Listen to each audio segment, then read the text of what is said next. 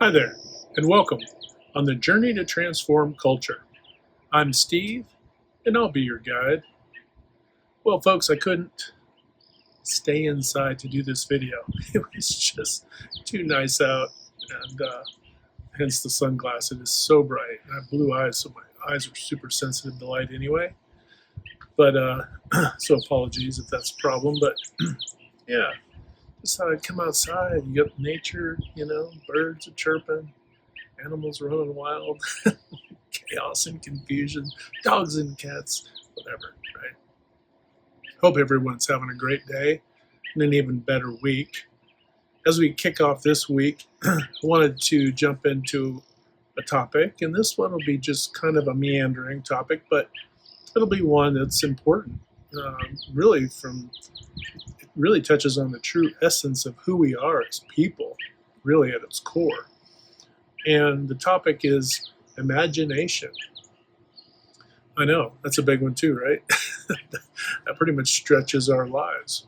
Uh, but I think, when you look at imagination, and we'll get to the organizational, cultural aspects of this, but as individuals, think back to when you were young, playing outside, whether it be the sandbox, the playground, a field, whatever it is, wherever you were, in your house, on the streets, wherever you live, we all come from all walks of life with numerous and completely varied backgrounds.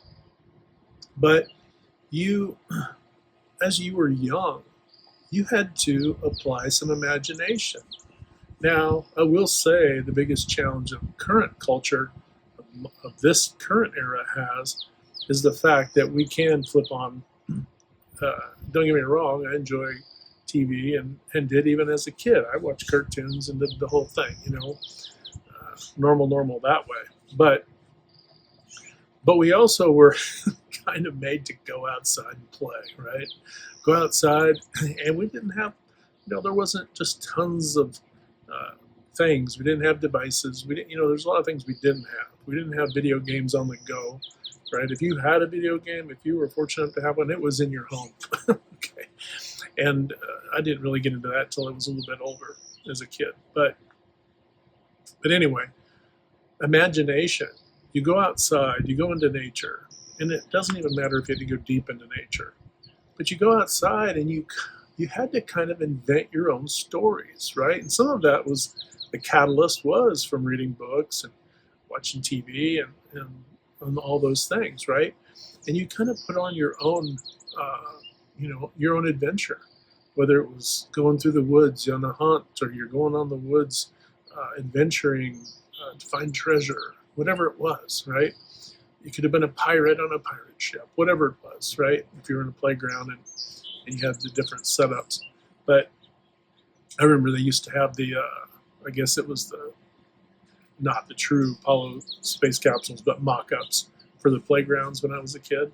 And you could pretend like you were going into space or going to the moon or whatever, right? You could just play with your buddies as little guys and have adventures, right?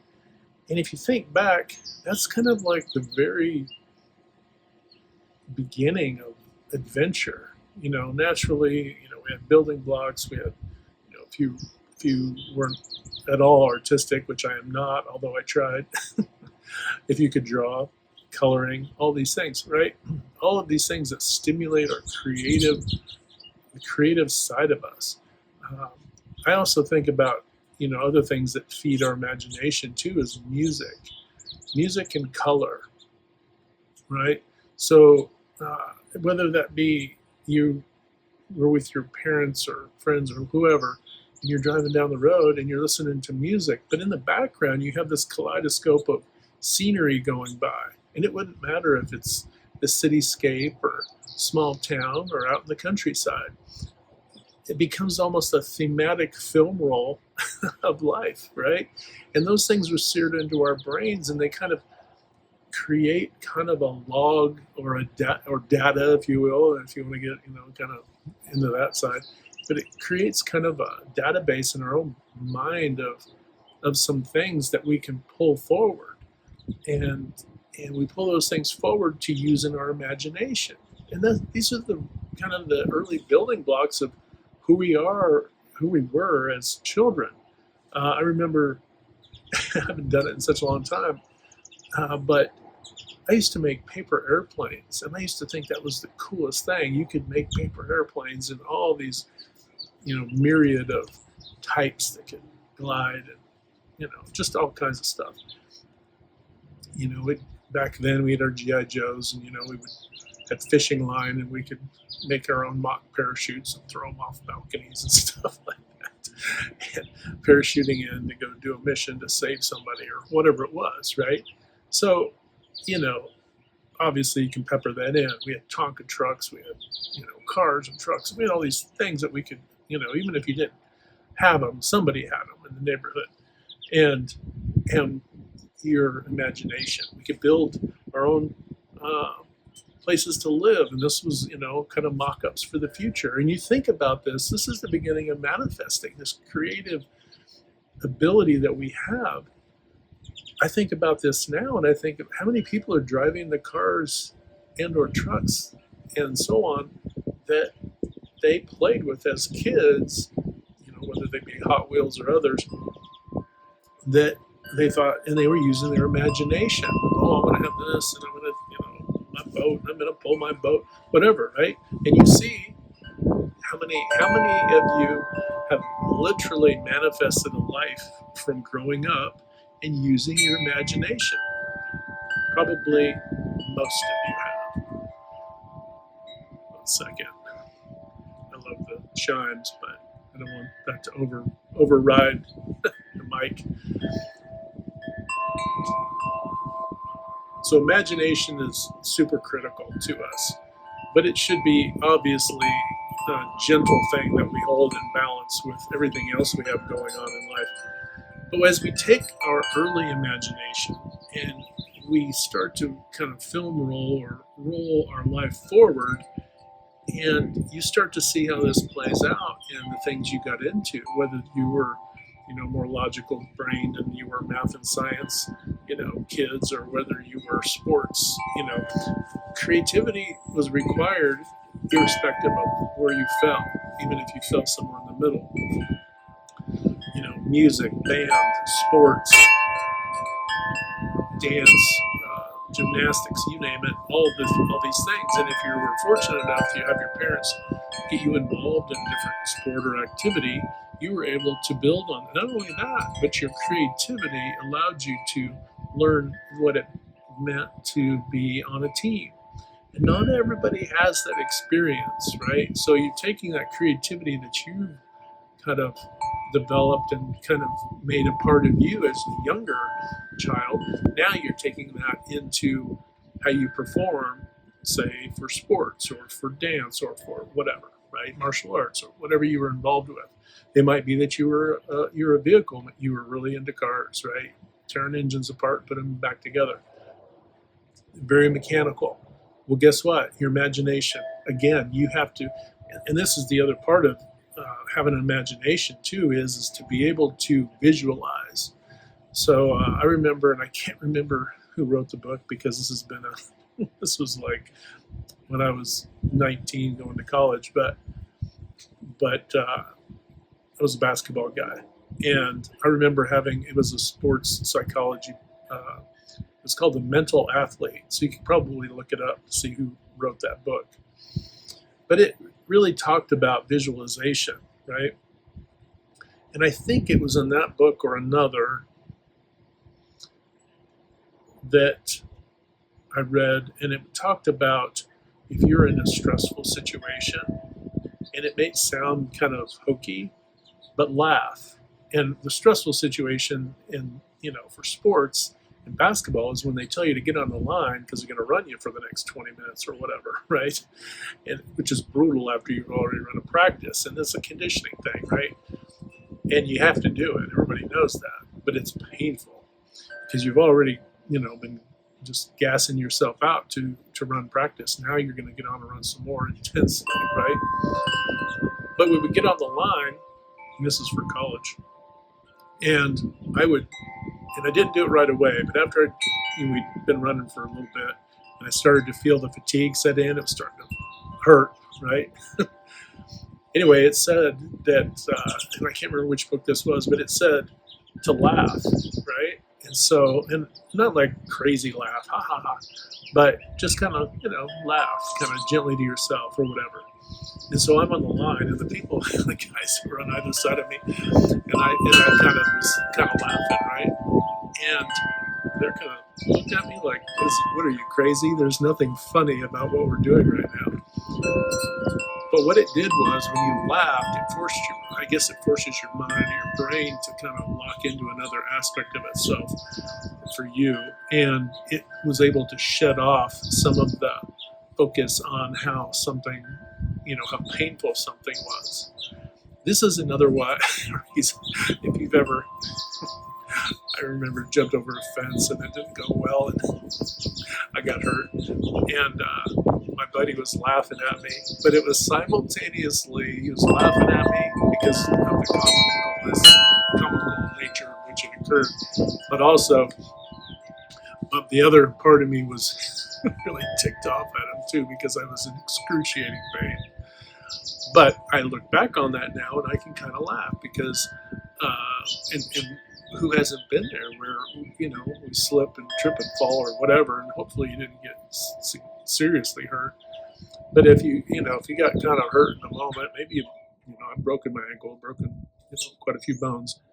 But when people do kind of laugh at something and they don't realize that you're hurt, but they think it was funny because of the way it occurred, it does kind of take the edge off of all of some of the pain, right?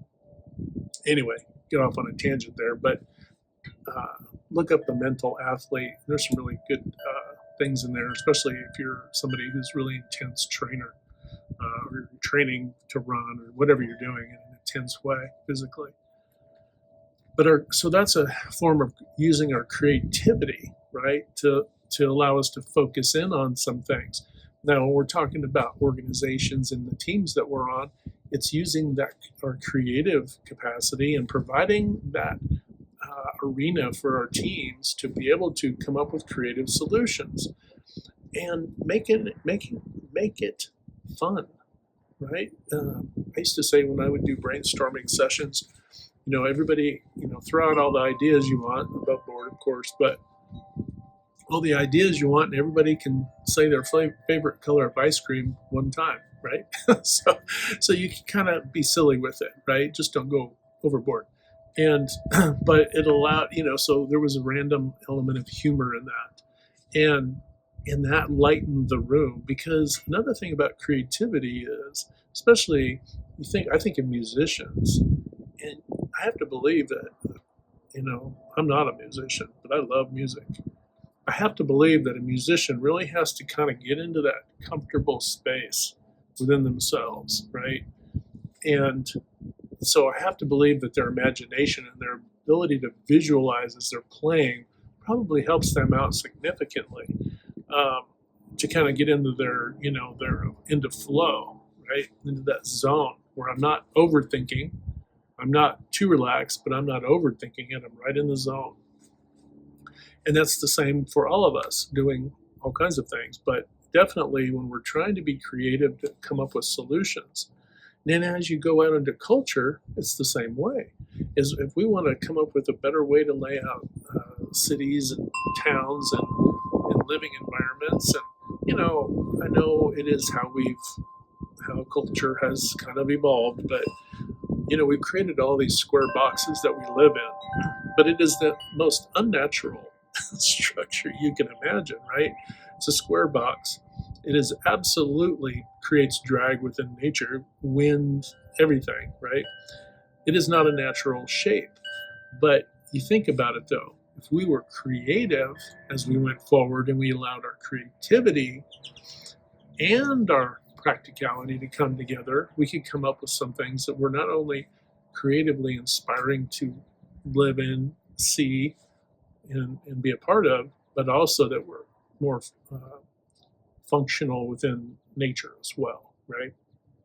So, an example is being able to collect gray water and all these things.